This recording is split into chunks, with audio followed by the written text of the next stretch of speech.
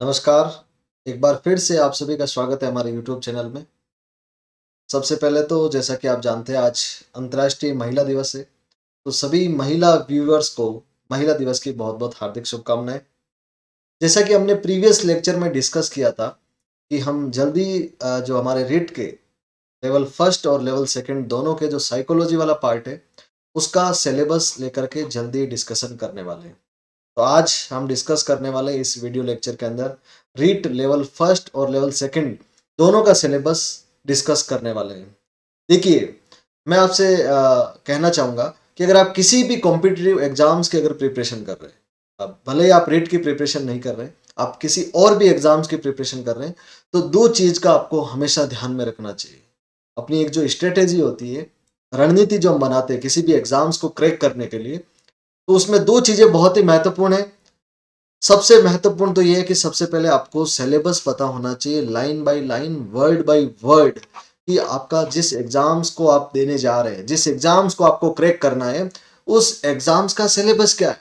बहुत सारे स्टूडेंट्स है मार्केट से रेडीमेड लेकर के आ जाते हैं, गाइड खरीद के लेके आ जाते हैं, या ऐसे ही किसी कोई भी बुक मिल गई लेकर के बैठ के पढ़ने लग जाते हैं। सिलेबस पता ही नहीं है।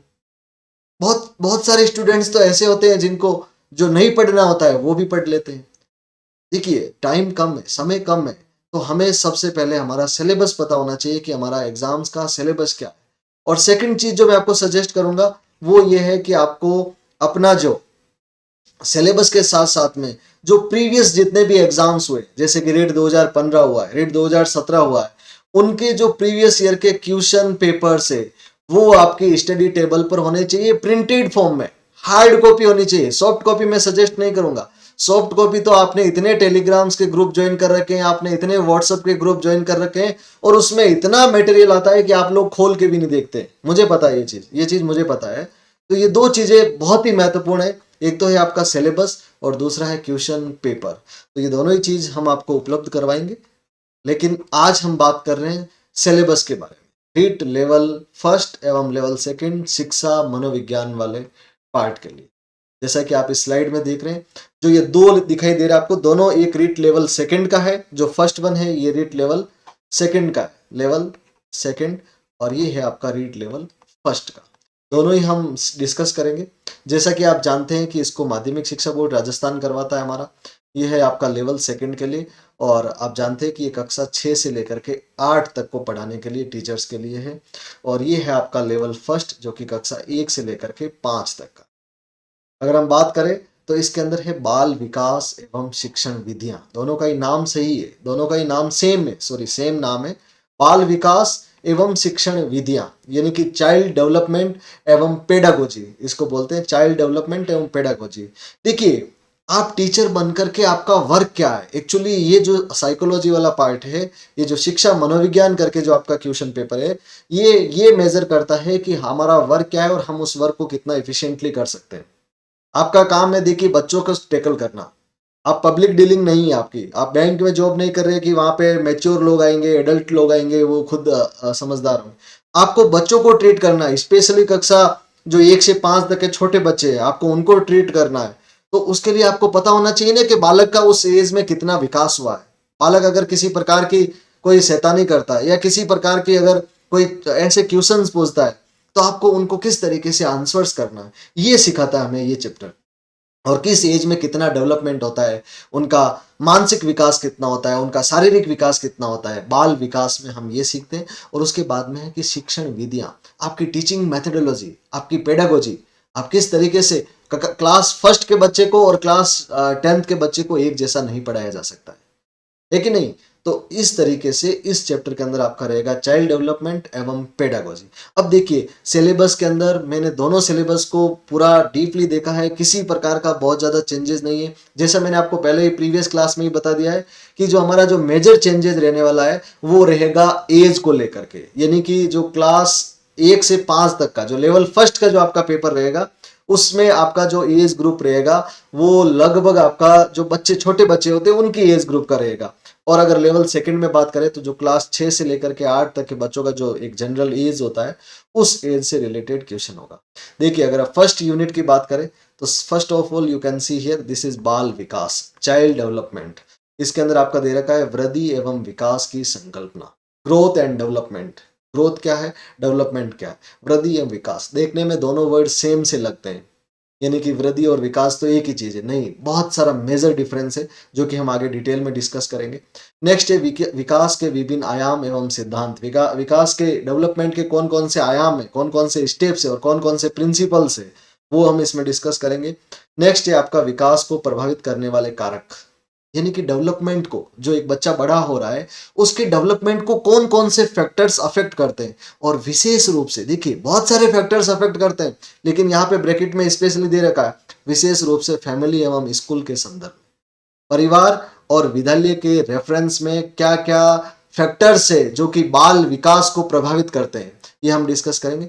एवं अधिगम से उनका संबंध, अधिगम अधिगम अधिगम बहुत बार आता है, शिक्षा मनोविज्ञान की बात होती है तो एक वर्ड हमेशा आता रहता है, अधिगम अधिगम अधिगम। अधिगम का मतलब होता है लर्निंग, सीखना, कैसे सीखता है वो, अधिगम से उनका संबंध, यानी कि जो ये फैक्टर्स है उनका लर्निंग से क्या रिलेशन है, लर्निंग को किस तरीके से अफेक्ट करते हैं। जो फैक्टर्स है विकास को प्रभावित करने वाले कारक है, उनका लर्निंग से क्या रिलेशन है, इस यूनिट के अंदर हम ये देखेंगे। उसके बाद में वंशानुक्रम, वंशानुक्रम यानी जो हेरिडेटरी, जो हमारी वन जनरेशन से अनदर जनरेशन के अंदर जैसा वंश से चला आ रहा है, वंश का अनुक्रम एवं वातावरण की भूमिका। देखिए किसी भी चाइल्ड का दो चीजें अफेक्ट करती है, या जैसे अगर मैं मेरी बात करता हूं तो मेरी लाइफ में दो चीजों का अफेक्ट, एक तो कुछ कैरेक्टर से जो मेरे को मेरी फैमिली से मिले, मेरे फादर से, मदर से और मेरी फैमिली से जो मुझ में कैरेक्टर्स आए, वो है हमारा वंशानुक्रम। और एक होता है वातावरण, एक बहुत सारे जो वातावरण से मैंने सीखा है वो, तो इन दोनों की जो भूमिका है वंशानुक्रम और वातावरण की भूमिका। तो फर्स्ट यूनिट में हमारा ये रहेगा, एज इट इज है, लेवल फर्स्ट में भी आप देख सकते हैं, कॉपी कर सकते हैं, किसी प्रकार का कोई चेंजेस नहीं है।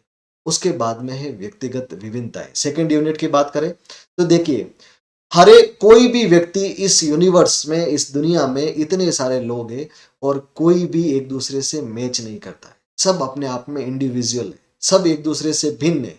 तो व्यक्ति टू व्यक्ति, पर्सन टू पर्सन, यहाँ पे कुछ वेरिएशंस होते हैं। तो सेकंड यूनिट के अंदर उन वेरिएशंस की बात करेंगे, इसका व्यक्तिगत विभिन्नताओं का अर्थ क्या है, कितने प्रकार की होती है, एवं इन व्यक्तिगत विभिन्नताओं को, इंडिविजुअल डिफरेंसेस को, इंडिविजुअल वेरिएशंस को प्रभावित करने वाले कारक के बारे में डिस्कस करें, कौन कौन से फैक्टर्स है जो व्यक्तिगत विभिन्नताओं को प्रभावित करते हैं। सेकेंड यूनिट में हमारा ये रहेगा। फिर उसके बाद में बहुत ही इंपॉर्टेंट, वेरी इंपॉर्टेंट, व्यक्तित्व, पर्सनैलिटी, जो आपको बनाता है, आपका व्यक्तित्व ही सब कुछ है, आपका व्यक्तित्व आपका आईना है। ऑलपोर्ट ने इसकी एक बहुत ही अच्छी परिभाषा दी है व्यक्तित्व की, पर्सनैलिटी की, जो कि आगे हम डिटेल में डिस्कस करेंगे, आज हम केवल सिलेबस की बात कर रहे हैं।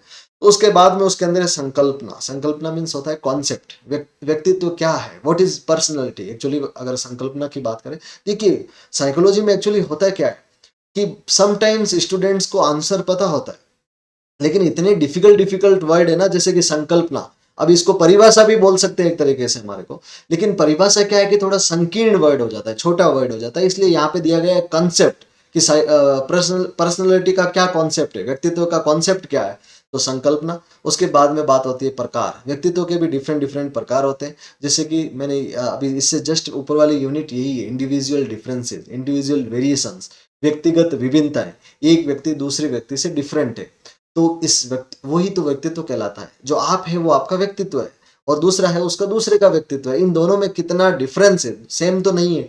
तो इसके व्यक्तित्व के प्रकार, वे व्यक्तित्व को प्रभावित करने वाले कारक, बहुत सारे फैक्टर्स है जो कि पर्सनैलिटी को अफेक्ट करते हैं। तभी तो कहते हैं अगर आपकी कंपनी अच्छी होगी तो आपकी पर्सनैलिटी अच्छी बनेगी, अगर आपकी कंपनी बुरी होगी, आपके साथ में पढ़ने वाले लोग नहीं है, आपका वो उनका कुछ अगर किसी प्रकार का गलत चीजों में उनका इन्वॉल्वमेंट है, तो आप भी गलत चीजें सीखेंगे, तो आपका व्यक्तित्व नेगेटिव बनेगा।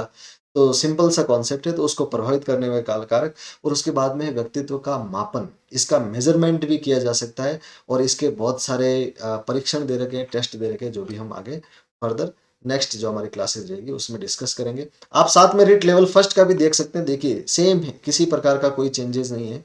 उसके बाद में आता है बुद्धि, जो कि आपकी इंटेलिजेंस, अगेन बुद्धि का कॉन्सेप्ट, सिद्धांत, एवं इसका मापन। बुद्धि का क्या कॉन्सेप्ट है, इसके क्या क्या प्रिंसिपल्स है और बुद्धि का भी मापन किया जाता है। और वही तो हम बोलते हैं आईक्यू, आईक्यू टेस्ट करते हैं ना, प्रतिभाशाली बालक, औसत बालक, मंद बुद्धि बालक, ये सब हम इसमें डिस्कस करेंगे। फिर उसके बाद में बुद्धि के बहुत सारे सिद्धांत है। तो लेवल सेकंड के अंदर आपका दे रखा है एक तो बहुबुद्धि सिद्धांत एवं इसके निहितार्थ। जो बहुबुद्धि का सिद्धांत है वो हम इसमें डिस्कस करेंगे। लेवल फर्स्ट के अंदर भी आपका सेम है, इंटेलिजेंस से रिलेटेड। ये हो गई आपकी सेकंड यूनिट। उसके बाद में अगर बात करें तो नेक्स्ट जो कि मेनली देखिए, विविध अधिगमकर्ताओं की समझ। देखिए अब देखिए बालक डिफरेंट डिफरेंट बुद्धि के लेवल पर डिफरेंट डिफरेंट टाइप के बालक होते हैं। तो उनकी समझ क्या है, देखिए कुछ बालक पिछड़े बालक होते हैं, कुछ विमंदित होते हैं जो कि सीखने में धीमे होते हैं, कुछ बालक होते हैं वो कि प्रतिभाशाली होते हैं, एक्स्ट्रा ऑर्डिनरी होते हैं, कुछ सर्जनशील होते हैं, क्रिएटिव होते हैं। देखिए सभी बच्चे एक जैसे नहीं होते। साइकोलॉजी पढ़ने का एकमात्र उद्देश्य यही है कि मेनली आपको बच्चों को समझना। देखिए आप सबको साइंस में एक्सपर्ट नहीं बना सकते, आप सबको मैथ्स के अंदर एक्सपर्ट नहीं बना सकते, आप सबको लैंग्वेज में एक्सपर्ट नहीं बना सकते। हर एक बच्चा अपने आप में डिफरेंट है। हो सकता है जो मैथ में इवन कैलकुलेशन नहीं कर पाता है, वो बच्चा म्यूजिक के अंदर हो सकता है कि नेशनल लेवल पर और इंटरनेशनल लेवल पर बहुत बड़ा नाम कर। कोई बच्चा है जो कि मैथ के अंदर नहीं कर सकता अच्छा, लेकिन गेम के अंदर बहुत अच्छा कर सकता है। कुछ बच्चा है जो कि हो सकता है कि वो गेम के अंदर और इन अदर स्पोर्ट्स के अंदर या अदर क्रिएटिव एक्टिविटी में नहीं है, लेकिन वो मैथ और साइंस में बहुत अच्छा है। तो सबका अलग अलग फील्ड है। तो इस प्रकार से आपको सभी बालकों की उनकी जो अधिगम, उनको किस प्रकार से वो लर्न करते हैं, इसकी समझ होना चाहिए। अलाभान्वित वंचित विशेष आवश्यकता वाले बच्चे, कुछ बच्चे होते हैं जिनको एक्स्ट्रा सपोर्ट की जरूरत होती है, कुछ बच्चे होते हैं जो कि वंचित है, रह गए हैं, छूटे हुए हैं, जिनको प्रॉपर गाइडेंस नहीं मिल रहा है। इस प्रकार के बच्चों को आपको किस प्रकार से टेकल करना है, ये सब आपको ध्यान में होना चाहिए। विशेष आवश्यकता वाले बच्चे, अधिगम अक्षमता युक्त बच्चे। देखिए वेरियस टाइप की डिसेबिलिटीज होती है, जिसमें किसी को सुनने की डिसेबिलिटी होती है, किसी को याद रखने की होती है, किसी को वेरियस टाइप की डिसेबिलिटीज है, किसी को बोलने में प्रॉब्लम्स होती है, और उनके वेरियस टेक्निकल नाम है, वो हम डिस्कस करेंगे। और इससे मेनी टाइम्स मैंने देखा है एग्जाम्स के अंदर क्वेश्चंस रहते हैं। अधिगम अक्षमता जो डिसलेक्सिया और इस प्रकार के जो होते हैं, इससे मोस्टली क्वेश्चंस एग्जाम्स में मैंने देखे। नेक्स्ट है अधिगम में आने वाली कठिनाइयाँ। क्या क्या कठिनाइयाँ हैं, क्या क्या प्रॉब्लम्स है जो कि लर्निंग के अंदर आती है। उसके बाद में नेक्स्ट एडजस्टमेंट, समायोजन, किस तरीके से एडजस्टमेंट किया जा सकता है, तो इसका कॉन्सेप्ट एवं तरीके, एडजस्टमेंट के क्या क्या वेज है, किस तरीके से एडजस्टमेंट किया जा सकता है। और नेक्स्ट है कि एडजस्टमेंट में टीचर्स का क्या रोल है, what is the role of teacher in adjustment. समायोजन में एक टीचर की क्या भूमिका है। अगर कोई बच्चे का एडजस्टमेंट करना है किसी प्रकार से, जैसे कि विपरीत परिस्थितियां हैं, तो उसका किस प्रकार से एडजस्टमेंट किया जा सकता है, समायोजन किया जा सकता है। आपकी क्लास में सभी बच्चे एक जैसे नहीं होंगे। हो सकता है कि कुछ पुअर फैमिली से बिलोंग करते हैं, कुछ बच्चे जो कि हो सकता है कि बहुत ही रिच फैमिली से बिलोंग करते हैं, कुछ बच्चे हैं जो कि सीखने में धीमे, कोई किसी सब्जेक्ट में, कोई किसी सब्जेक्ट में। तो उस पूरी क्लास को एक यूनिवर्सल क्लास कैसे बनाया जा सके, तो उनका एडजस्टमेंट कैसे किया जा सकता है, और उसमें टीचर्स का क्या रोल है। बच्चे के मन में, एक स्टूडेंट के मन में ये फीलिंग्स नहीं आनी चाहिए, हीन भावना नहीं आनी चाहिए। किसी को देख करके ऐसा नहीं लगता चाहिए कि मैं गरीब हूँ, मैं नहीं सीख सकता, इस प्रकार का एक फीलिंग्स जो या इस प्रकार का जो एक माहौल क्रिएट नहीं होना चाहिए। इसमें टीचर्स का क्या रोल है। तो नेक्स्ट उसके बाद में ये भी सेम है, लगभग सेम है, आप देख लीजिए पूरा का पूरा लेवल फर्स्ट में भी। नेक्स्ट उसके बाद में हम बात करते हैं अधिगम, जो कि बहुत ही इंपॉर्टेंट है और हमेशा आता रहता है। और अधिगम का अर्थ, इसका क्या मीनिंग है, इसकी संकल्पना, कॉन्सेप्ट, और अधिगम को प्रभावित करने वाले कारक, कौन कौन से फैक्टर्स है जो कि लर्निंग को अफेक्ट करते हैं। उसके बाद में बहुत सारे प्रिंसिपल्स है अधिगम के, व्यवहारवाद है, गेस्टाल्टवाद है, संज्ञानवाद है, निर्मितवाद है, एवं इनके निहितार्थ, जिनको आगे हम डिटेल में डिस्कस करेंगे। इसमें आप वो कुत्ते वाले, बंदर वाले, कबूतर वाले, ये सब जो जितने भी प्रैक्टिकल्स है, ये व्यवहारवाद, गेस्टाल्टवाद, ये सब हम इसमें डिस्कस करेंगे। फिर नेक्स्ट आता है कि बच्चे सीखते कैसे हैं। यही लर्निंग एक प्रकार से अधिगम की प्रक्रिया है। लर्निंग का प्रोसेस क्या है, किस प्रोसेस से सीखते हैं। चिंतन, कल्पना एवं तर्क, यानी कि किस प्रकार से बच्चे चिंतन करते हैं, किस प्रकार से इमेजिनेशन करते हैं। फिर उनका तर्क, समटाइम्स बच्चे क्वेश्चंस करते हैं ना कि सर ये ऐसा कैसे होता है, तो ये उनका जो तर्क होता है उसको किस तरीके से आपको हल करना है, जिज्ञासु बालक जो होते हैं। उसके बाद में निर्मितिवाद, उपागम, आनुभाविक अधिगम, संकल्पना, मानचित्र अन्वेषण एवं समस्या समाधान। ये वेरियस टाइप की जो विधियां हैं, समस्या समाधान विधि है, मानचित्र अन्वेषण एक विधि है, अधिगम की वेरियस विधियां हैं, उपागम है, जिनको भी हम डिटेल में आगे डिस्कस करेंगे। नेक्स्ट उसके बाद में बहुत ही इंपॉर्टेंट अभिप्रेरणा, मोटिवेशन, जो कि बहुत ही जरूरी है। मोटिवेशन तो जरूरी ही है, अभिप्रेरणा एवं इसके अधिगम के लिए निहितार्थ। और मोटिवेशन है वो लर्निंग में किस तरीके से आपको हेल्प करेगा, किस तरीके से आपका इसका यूज है मोटिवेशन का, वो देखेंगे। उसके बाद में शिक्षण अधिगम की प्रक्रिया है, नेक्स्ट यूनिट, जैसे कि आप देख सकते हैं यहाँ पे लास्ट यूनिट है आपकी, जिसके अंदर दे रखा है एक तो शिक्षण अधिगम की प्रक्रियाएं, लर्निंग और टीचिंग लर्निंग प्रोसेस, इसको बोलते हैं टीचिंग लर्निंग प्रोसेस। शिक्षण देखिए, इस साइकोलॉजी में ना बहुत सारे वर्ड ऐसे आते हैं, शिक्षा, शिक्षण, शिक्षक, ये सब वर्ड अलग अलग है। शिक्षण और शिक्षा एक नहीं है। शिक्षण का मतलब होता है टीचिंग, जो आप पढ़ाते हैं, और अधिगम का मतलब होता है लर्निंग की प्रोसेस। राष्ट्रीय पाठ्यचर्या रूपरेखा 2005, जिसको बोलते हैं नेशनल क्यूरिकुलम फ्रेमवर्क, एनसीएफ 2005, बहुत ही इंपॉर्टेंट है ये भी। एनसीएफ 2005 एक बहुत ही इंपॉर्टेंट दस्तावेज है। के संदर्भ में शिक्षण अधिगम की व्यू रचना एवं विधियां, एनसीएफ के संदर्भ में लर्निंग, टीचिंग लर्निंग की व्यू रचना। देखिए, जनरली लोगों को लगता है कि टीचिंग वर्क बहुत ही एक इजी वर्क है, सीधे क्लास में गए और पढ़ाना है, ए आई यू करना है। नहीं, ऐसा नहीं है। इसके लिए भी आपको पहले से वेल प्रिपेयर होना पड़ता है। आप नेक्स्ट क्लास में जा रहे हैं, आपको क्या पढ़ाना है, उसका किस तरीके से आपको स्टार्टिंग करनी है। आप सभी ने बीएड कर रखा है, या हो सकता है आपने बीएसटीसी कर रखा है। आपने उसमें सीखा है, आपकी जो माइक्रो टीचिंग है, लेसन प्लान है, ये सब क्या है, यही तो है सब। आप ऐसा नहीं कि डायरेक्टली क्लास में एंटर किया और पढ़ाने लग गए। आपको एक व्यू रचना बनानी पड़ती है। जिस तरीके से किसी युद्ध को जीतने के लिए जो व्यू रचना बनाई जाती है, उसी प्रकार से अफेक्टिव और जो आप कहना चाहते हैं, जो आप डिलीवर करना चाहते हैं, जो आपके स्टूडेंट्स तक पहुंचे, उसके लिए आपको व्यू रचना बनानी पड़ती है। तो एनसीएफ के रेफरेंस में जो आपकी टीचिंग लर्निंग की जो व्यू रचना और मेथड्स है, वो हम इसमें डिस्कस करेंगे।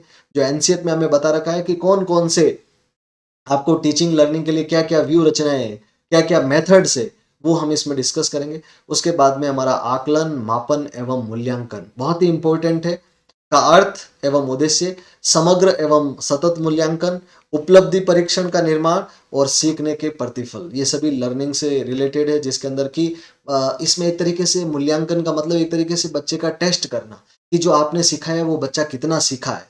और उसके भी जो समग्र एवं सतत, जिसको बोलते हैं कंटिन्यूस एवं कॉन्क्लूसिव इवोल्यूशन, सीसीई बोलते हैं इसको, सीसीई, सीसीई, समग्र एवं सतत मूल्यांकन, उपलब्धि परीक्षण का निर्माण, यानी कि बच्चे ने क्या उपलब्ध किया है, उसका टेस्ट करने का, उसको टेस्ट का किस प्रकार से निर्माण किया जा सकता है, उसको कैसे बनाया जाता है, एक प्रकार से टेस्ट कैसे बनाया जा सकता है, उपलब्धि परीक्षण का निर्माण और सीखने के प्रतिफल, इस ये सब हम इस यूनिट में डिस्कस करेंगे। उसके बाद में आपका क्रियात्मक अनुसंधान, एक्शन रिसर्च, बहुत ही इंपॉर्टेंट ये भी टॉपिक है आपका। और फिर उसके बाद में वेरी वेरी इंपॉर्टेंट, शिक्षा का अधिकार अधिनियम 2009, राइट टू एजुकेशन, जिसको बोलते हैं ना आरटीई, आरटी 2009, जिसके अंदर अध्यापकों की भूमिका एवं दायित्व। आरटी 2009 है, लेकिन राजस्थान के अंदर 2010 में लागू हुआ था आरटी। तो सॉरी, राजस्थान के अंदर 2011 के अंदर लागू हुआ, 2011 में राजस्थान में लागू हुआ था। और इसके अंदर टीचर्स का क्या रोल है और टीचर्स के क्या क्या दायित्व है। तो इसी के साथ में ये हमारा एक कंप्लीट सिलेबस है, सेम है, D2 है, किसी प्रकार का कोई बहुत ज़्यादा चेंजेस नहीं है, लेवल फर्स्ट के अंदर ही। तो ये हम complete syllabus 1 by 1 video lectures के अंदर यूनिट वाइज हम डिस्कस करेंगे। तो बने रहिए हमारे यूट्यूब चैनल पर। थैंक यू, धन्यवाद।